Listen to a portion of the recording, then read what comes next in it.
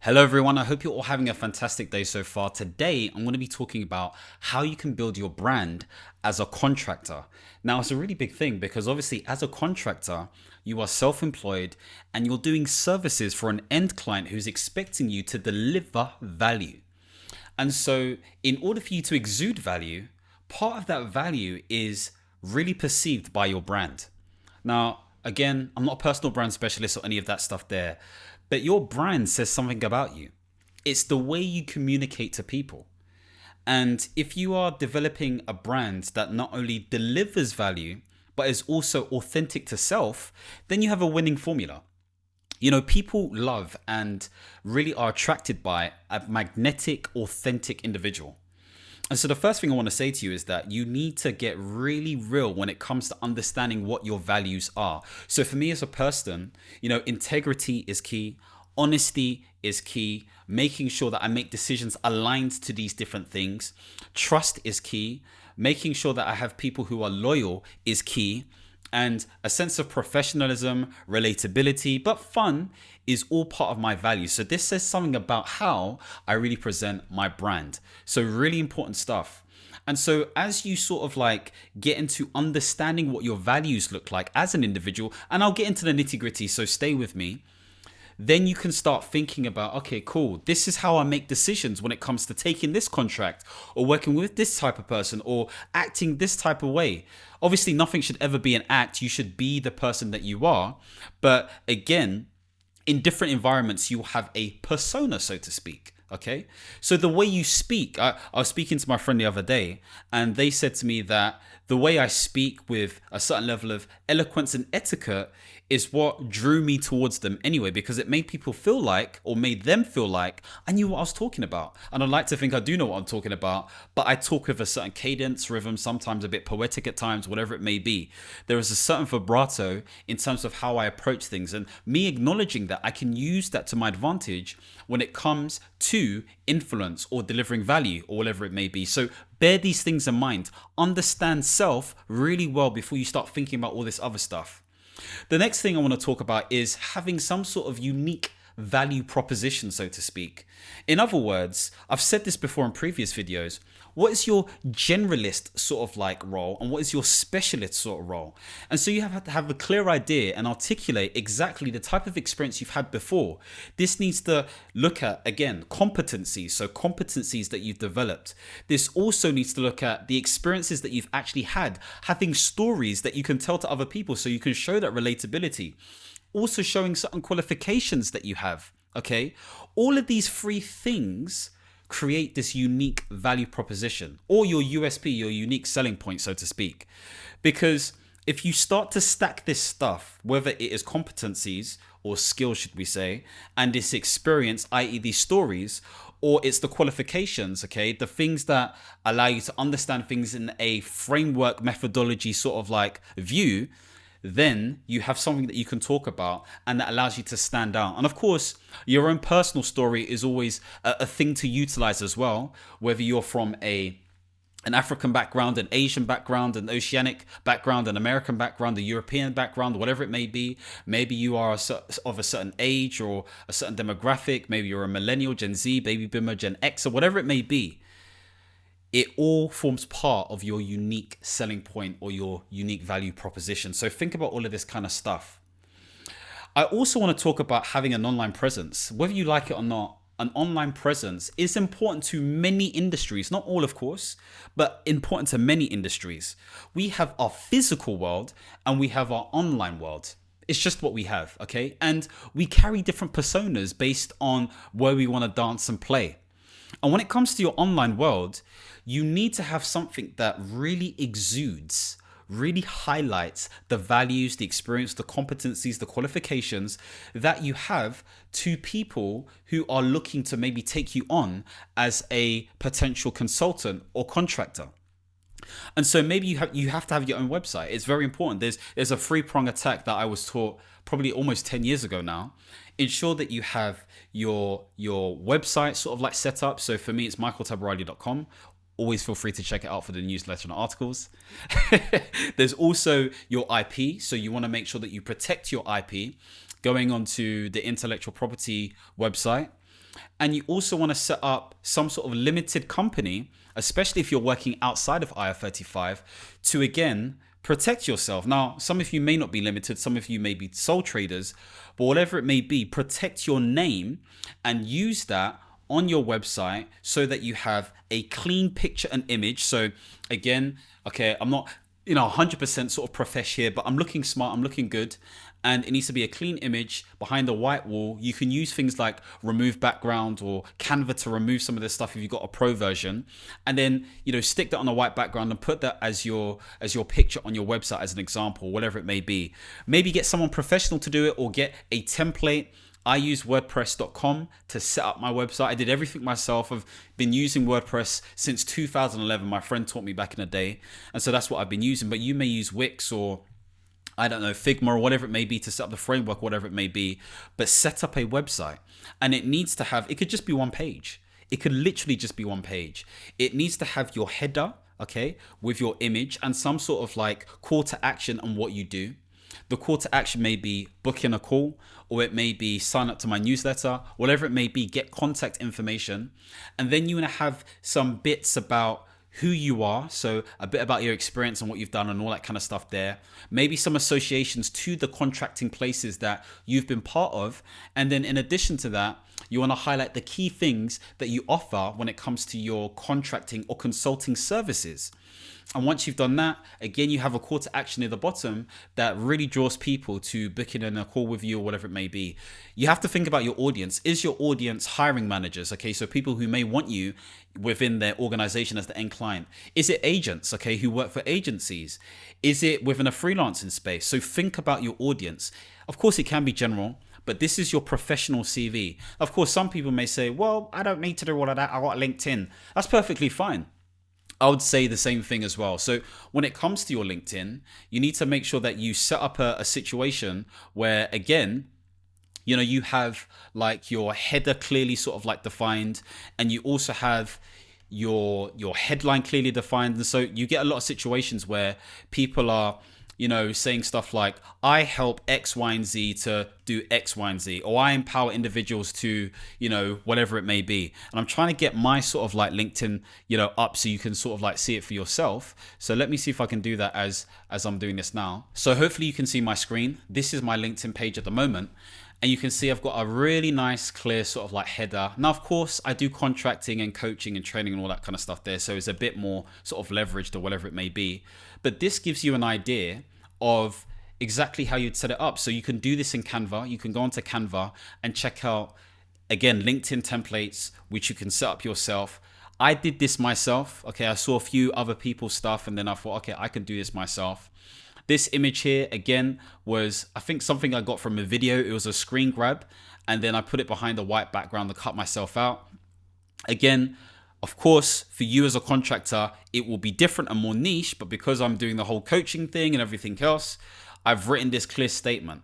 I coach and train leaders to think strategically, act ethically, and raise performance for themselves and their teams. This can change, of course, but the point I'm making is, it's clear and straight to the point. I'd like to think so anyway. I've changed my profile into a creator profile, so it highlights the sort of things that I'm interested in. And of course, this top voice only came the other day, which is really nice and, humbling and all that kind of stuff from LinkedIn, because I post every day. I just really post my lessons that I've learned from the space of contracting and coaching. And so the point I'm making is, again, you can do the same thing.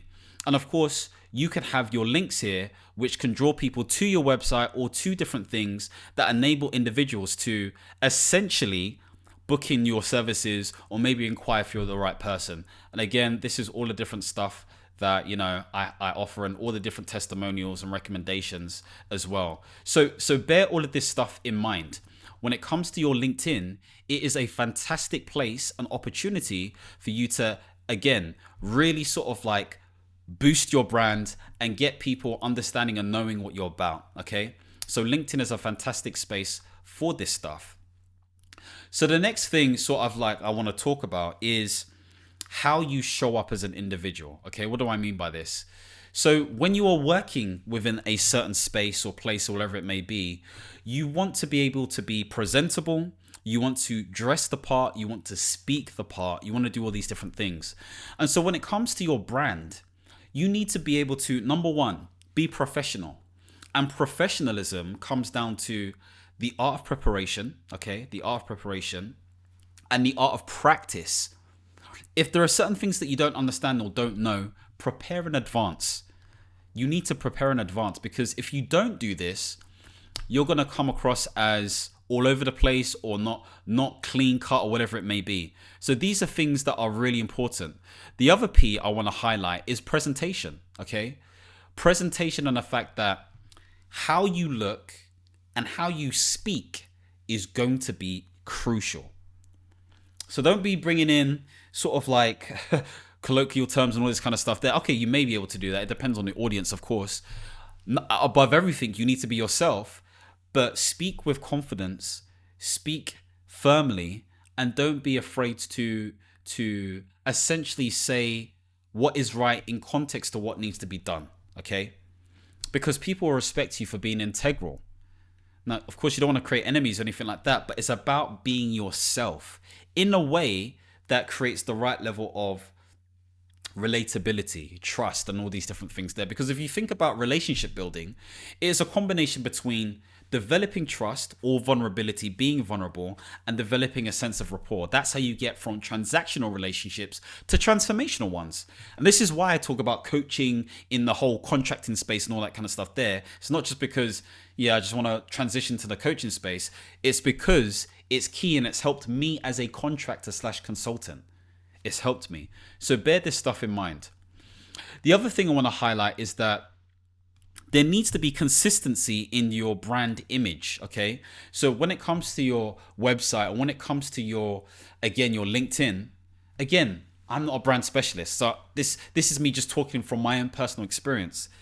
People need to be familiar with the type of things that you say, the type of things that you talk about, the type of things that you deliver on, the results that you provide. It's not just about color scheme and what you wear and stuff, although all of that stuff is really important. If you're the sort of person who likes to be clean cut and wears a blazer and a shirt, whatever it may be, maintain that energy. I'm not going to lie, there are times where sometimes I can't be bothered and I'll just wear a hoodie. But the point I'm making is, if you can be consistent in other areas, especially when it comes to your delivery as a contractor, that's key. When it comes to the stuff online, you want to be talking in a light where you get agents and other individuals to understand that you know the issues, the problems, the challenges that people within that space face. And you are sort of like providing solutions or insights or educating people, empowering people in terms of how you would tackle it. You're just basically promoting your skill set. That's what you're doing. And so when there are opportunities, they're going to think of you. They're going to think of you as the program manager or the business analyst or the person who deals with the agile stuff, or whatever it may be. Because, those people who speak the loudest are the ones who are heard. It's that simple. It doesn't mean they're the best, but it's all part of this sort of like approach that people are taking on right now. I've spoken about LinkedIn, so I don't need to speak about that. There is this element of content marketing, and I think it's not necessarily content marketing. I would argue it's networking, but I would call it referral marketing, so to speak. So you need to be in a position where you deliver work that is so good that people, i.e. end clients or your hiring managers, want to extend your contracts or recommend you to other people. You need to be out there and say, hey, I know this contract is ending, but if there is any opportunity to continue within the space, because I've truly enjoyed my time here, and I believe that I can provide even more value in these different areas. And you have to think about this stuff. This is stuff that I've literally done, and it's worked time and time again. It's not a trick. It's all based on value that I'm providing. And they'll either say one of three things, okay? There's no opportunity, sorry. There are opportunities within this space, and let's have more of a conversation about this. Or I'll have a look for you and see around the business to see if there are any more opportunities within the business that, fits towards your skill set, as an example. Fantastic stuff. Fantastic stuff. And so with that in mind, you have to be proactive. Follow up with connections, follow up with old contractors that you've spoken to in the past, because they're on the lookout for work as well. Speak to old sort of like colleagues that you've worked with as a permanent employee to see what opportunities are available. Okay. So all of this stuff becomes really important. Go to different events. You never know who you may bump into. okay, that are specific to your industry. And, there are some situations where agencies will hold events for the mere purpose of trying to bring on people. Go to those events if it suits you and you have a good relationship with those individuals as well. The other thing I want to highlight is that it's very, very important to make sure that you have some sort of testimonials, okay? And you gather this stuff either on your website, but more importantly on LinkedIn. I showed you those recommendations before because those recommendations are opportunities for you to essentially, again, show people that you're good at what you do. And I would take it a step further. If you can't do it on the whole LinkedIn thing because they're not always comfortable, going on your LinkedIn or connecting with you and actually adding some sort of testimonial, you want to have some sort of form or set of questions via email that you at least send to your end clients and the teams that you've been working with, so that they can respond back to it and give you feedback and or a testimonial. I usually ask for both. So I usually ask for feedback in terms of 3 questions. What did I do well? What could I improve on? Are there any other comments? Basic questions. I've asked more before, but those are the basic questions. And then also I'd ask them for a testimonial underneath that. It's as simple as that. That's all you need to do. Okay. So that when you have this stuff, you can put it into your CV as a link from your website so they can see this stuff. I've been nominated, I think twice. I think it was during the COVID times or years, should we say, where I was working within the whole sort of like space of COVID and stuff, under immense stress, under immense pressure. If you've been following my LinkedIn journey before, you would have seen some of these posts. And I was, it wasn't really an award. It was more recognition written and signed from the directors to basically say, I provided outstanding work. Outstanding work. What? Are you crazy? I need to let people know about that. Okay.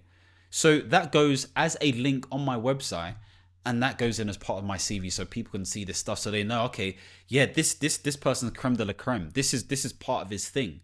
So if you haven't done any of this stuff, now is the time and the opportunity to start doing this sort of stuff. Okay.